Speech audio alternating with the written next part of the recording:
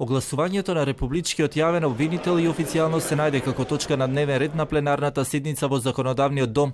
Иако пратениците на ВМРО ДПМН бараат да се тргне од дневниот ред, сепак парламентарното мнозинство не го прифати овој предлог. Образложението на опозицијските пратеници беше дека предлогот за јавниот обвинител се коси со изборниот законник. Во период откако се распишани избори, парламентарни, локални, претседателски или кои да се други, според изборниот законник не треба да има било какви именувања и разрешувања на државни високи функции, без разлика дали станува збор за Агенција за катастар или јавен обвинител или Агенција за државни службеници или директор на управа за јавни приходи или кои да се други вакви позиции, бидејќи изборниот законник тоа го налага.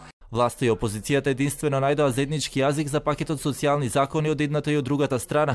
СДСМ по скратена постапка ги предложи законот за радиодифузна такс, законот за стечајци и минимална плата. Од ВМРО ДПМН вратија со контрапакет за законите за исплата на плата, за извршување и законот за ваучери за студенти. Вие сите добро се сеќавате, а и сите од јавноста добро се сеќаваат дека во долгите бескрајни дискусии беше критикована владата, новата реформска влада и парламентарното мнозинство, зашто тоа што било ветено не било одма реализирано. Еве начин сега сите да покажеме дека сега е моментот. Ова е еден од тие пакет закони кои се однесува на она економски најранлива категорија на граѓани на Република Македонија. Конечно нешто позитивно, конечно нешто конструктивно, конечно нешто добро за македонските граѓани.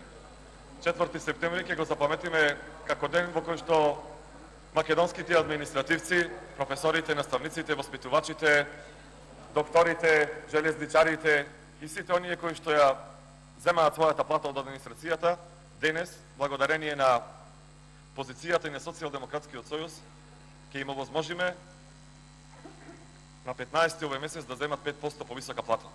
Во центарот на вниманието е предлогот за распишување на оглас за нов јавен обвинител. Во трката периодот се почесто се спомнуваа имиња на адвокати и нотари: Звонко Давидовиќ, Александар Наков, Александар Туртевски, како и нотарката Лорија Ваневска.